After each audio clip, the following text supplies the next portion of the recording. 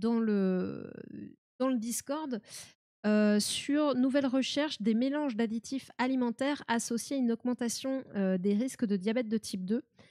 Euh, je voulais vous lire juste le chapeau. En matière d'alimentation, de nouveaux résultats de recherche suggèrent un lien entre certains additifs présents dans les aliments industriels et l'augmentation du risque de diabète de type 2. Mathilde Touvier, qui dirige l'équipe de recherche en épidémiologie nutritionnelle, a encadré ces travaux conduits par sa doctorante Marie Payen. Elles nous disent ce qu'il faut retenir. En fait, c'était ça que j'aurais dû lire. En forte progression partout dans le monde, le diabète de type 2, qui représente plus de 92% des cas de diabète en France. Le diabète de type 2, c'est toujours minoritaire. Enfin, les deux grands types de diabète que vous connaissez, c'est le type 2 et le type 1. Le type 2 est non insulinodépendant, puisque l'insuline est là. C'est une maladie qui va plutôt, elle survient plutôt après 40 ans. Même si malheureusement aujourd'hui on a des cas de diabète de type 2 infantile aux alentours de 14-16 ans, c'est lié à l'alimentation, hein, vraiment purement. Et le diabète de type 1 est dit insulinodépendant. Insulinodépendant. Dans le type 1, c'est plutôt un diabète infantile. C'est une maladie auto-immune où des cellules du pancréas vont être détruites. Le pancréas, qui normalement, une partie en tout cas du pancréas, produit l'insuline. Vu qu'il est détruit, il ne peut plus produire l'insuline. Or, l'insuline est nécessaire pour permettre au glucose circulant dans le sang de rentrer dans la cellule et de lui apporter de l'énergie.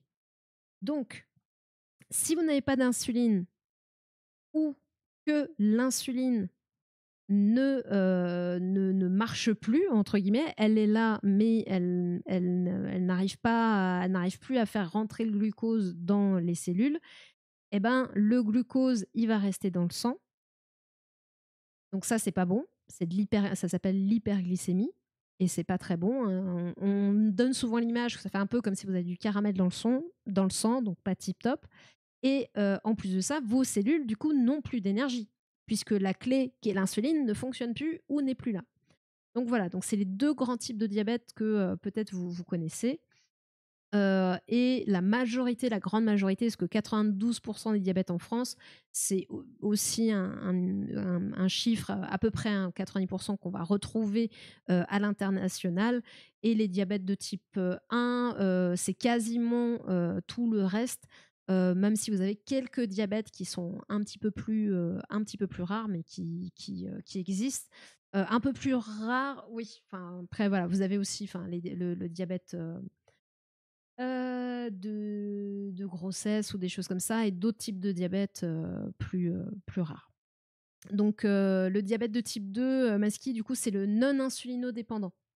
Mais j'avais répondu à la question, mais comme j'ai enchaîné le diabète gestationnel, merci, je cherchais, je cherchais, j'étais pregnant, ouais, non, merci Colibri. Donc, il est dû à une baisse de sensibilité cellulaire à l'insuline, l'hormone du pancréas qui facilite l'entrée du glucose dans les cellules. Si dans notre pays, l'augmentation de l'incidence de cette maladie peut en partie s'expliquer par le vieillissement de la population et la malbouffe, l'évolution des modes de vie, notamment le manque d'activité physique et les modifications en matière d'alimentation, l'activité physique aussi, hein, c'est important, puisque quand vous allez faire de l'activité physique, vous allez aussi consommer du sucre. Semble aussi jouer un rôle. Donc, c'est pour ça qu'on rabâche souvent les oreilles, hein. On en parle souvent sur cette chaîne de l'activité physique et de l'alimentation, parce que c'est vraiment des piliers aujourd'hui, entre autres, parce que vous avez aussi tout ce qui est environnemental avec l'atmosphère, bref, c'est plein de tout ce qui est lié à l'environnement dans le sens vraiment très large, qui explique aussi les problèmes de santé. D'ailleurs, j'avais un autre article là-dessus, mais qu'on ne fera pas ce soir.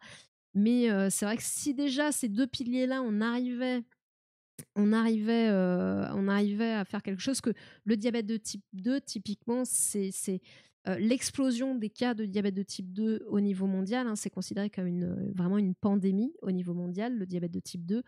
s'explique en grande partie par ces 2 facteurs-là et en particulier, par l'alimentation. J'arrive pas à le souligner, mais vraiment l'alimentation. Aux États-Unis, aujourd'hui, vous avez vraiment, un gros problème, de diabète de type 2 et une épidémie et des décès et des gamins, enfin, il y a encore quelques années, un gamin avec un diabète de type 2, c'était impensable. Aujourd'hui, on a ce genre de cas et c'est, heu, lié à une absence de politique, on va dire, et un matraquage, des entreprises de l'agroalimentaire, pour ne pas citer Coca-Cola et d'autres qui vont, vraiment, enfin qui quand vous avez la bouteille d'eau qui est plus chère qu'un Coca-Cola, voilà. Donc c'est une interview, sous forme d'interview, en gros, les additifs aujourd'hui, on les étudie, individuellement et on va connaître à peu près, qu'est-ce qu'ils font un par un. Mais ce qu'on étudie moins, c'est les interactions entre eux. Encore une fois, on a tendance à isoler, les choses alors que, dans la «vraie vie» entre guillemets, les choses sont rarement isolées, les choses sont complexes, on est un tout et quand vous mangez pas un seul, additif, tout seul. Vous en mangez plus quand vous consommez quelque chose, souvent même dans un truc, enfin selon ce que vous consommez bien sûr, vous allez avoir même plusieurs additifs. Donc de fait, vous allez avoir, potentielle interaction entre ces additifs. Donc c'est ça que ces chercheuses ont essayé de regarder. Il y a déjà eu des études, il me semble, sur justement plusieurs types d'additifs ensemble et leurs conséquences. Donc hem la consommation des produits ultra transformés, c'est une ruine pour la santé et le porte-monnaie. Acheter des produits bruts et les transformer, ça coûte moins cher et c'est plus sain. Mais oui, ça demande un peu de temps et de savoir-faire, ouais. Oui, oui, non, mais c'est sûr, hein, c'est sûr qu'il y a, après, c'est aussi lié au fait qu'il y ait pas pardon, de législation, sur ces produits-là. Parce que, est-ce qu'il serait impossible d'avoir des produits transformés, sans parler d'ultra transformés, parce que je pense que bon, il y a une certaine limite, mais des produits transformés qui seraient moins pires, mais parce que, la législation ferait en sorte que, bah, on n'aurait, pas tous ces additifs, pas autant de sucre, parce que même dans les produits, salés, aujourd'hui, vous avez trop de sucre. Pour rappel, hein, normalement, pour bien faire, nous devrions être à 25 grammes de sucre par jour. Heu, bon, on espérait 50, mais en fait, on est à 90 grammes de sucre par jour, en moyenne, voire 100. Donc enfin, je pense qu'il y a aussi, à mon avis, hein, ce serait possible d'avoir des produits transformés, mais qui soient corrects. Bien sûr, ça coûterait pas le même prix. Voilà, et peut-être que ça se périmerait, plus rapidement. Enfin, il y a aussi pour moi, il y a aussi ça, hein, il y a aussi une manque de volonté législative.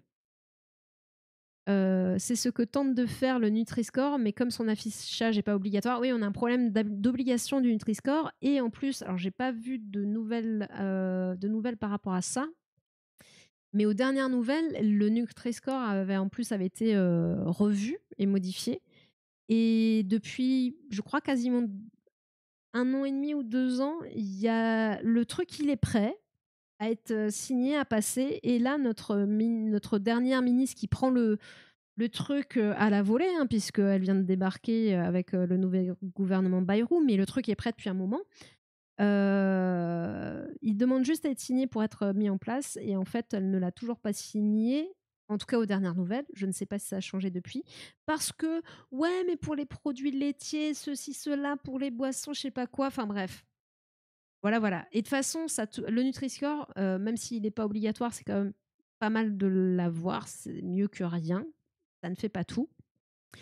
Mais à chaque fois qu'il a voulu enfin déjà rien que pour sa mise en place, effectivement, il y a un gros, comme tu dis, Tiepouchin, il y a un gros lobbying des industriels contre le Nutri-Score, contre en fait, contre tout ce qui va faire en sorte qu'il n qui s que le consommateur va être au courant que c'est de la merde et que potentiellement, bah, il va falloir qu'ils modifient des choses eux, et que ça leur coûte peut-être un peu d'argent pour modifier les choses.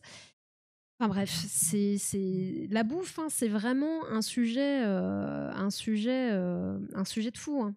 C'est vraiment un sujet de fou et hem et encore une fois, je le fait qu'on ne entre guillemets, «on ne prenne plus le temps de cuisiner et cetera», d'acheter les produits, c'est qu'on a potentiellement l'impression que ça va coûter plus cher alors que non, de faire soi-même. Parce que malheureusement, les prix de certains plats cuisinés, voilà, c'est cassé et c'est justement ce qui veut bien dire que c'est de la merde, mais bon, voilà, il y a le porte-monnaie est là. Il y a le temps, les gens n'ont plus le temps ou ne prennent pas le temps ou enfin, peu importe. Et en même temps, enfin, encore une fois, on leur met enfin, moi, je vais pas dire «on», je vais même dire: «On nous met à disposition ce type de choses». Encore une fois, de culpabiliser le consommateur pour les prendre, c'est un peu facile, quoi. C'est un peu je trouve ça un peu facile.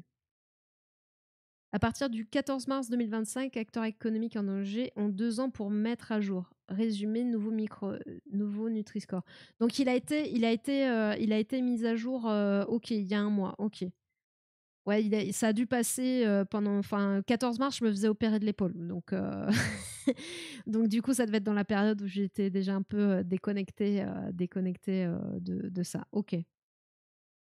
Après, j'espère qu'il a pas été trop modifié par cette nouvelle ministre, hein, parce que enfin bref, c'est le lobbying, c'est vraiment, c'est infernal, c'est infernal. J'avoue que plus jeune, je n'étais pas riche et je ne me nourrissais beaucoup de plats tout prêts et boîtes de conserve à très bas prix et je ne savais pas que c'était bourré de sucre. Bah oui, oui. Mais en même temps, enfin, en plus, à cette époque-là, il y avait pas, on ne savait enfin, même moi, j'ai envie de dire, quand j'étais jeune, c'est des choses, il y avait pas toute cette information, il y avait pas tout ce enfin, on savait pas, quoi. Et même à partir du moment où tu sais, enfin, c'est encore une fois, c'est difficile, de changer ses habitudes, de mettre plus d'argent quand on n'a pas plus. Enfin, voilà, parce que les produits les moins chers sont souvent les plus pourris, hein, ça, il y a pas voilà. Et c'est pas pour rien, encore une fois, que, les, populations défavorisées sont celles qui sont plus sensibles au niveau de la santé, hein. C'est si tout le monde pouvait, acheter du bio ou des super produits à bouffer, on aurait il y aurait moins de problèmes, hein. Les gens le feraient, hein, il y a pas de raison, hein. Il y a pas de raison. Mais bon.